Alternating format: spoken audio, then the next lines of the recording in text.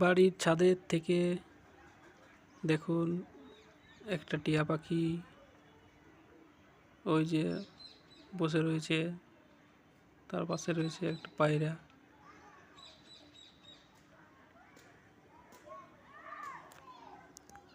এই শীতকালে দুপুরে ছাদের থেকে এই পাখিগুলোকে দেখতে খুব সুন্দর ভালো লাগে। আর সবুজ গাছ মানে প্রাকৃতিক খুব সৌন্দর্য এক দৃশ্য। আর দেখুন টিয়া পাখি পায়রা একসাথে বসে রয়েছে, আর দূরের থেকে মোবাইলের ক্যামেরা দিয়ে তোলা। আর দেখুন এই যে আমাদের মন্দির, আর আকাশে দেখুন পাখি উড়ে বলছে, আর এইদিকেও মন্দির রয়েছে আমাদের।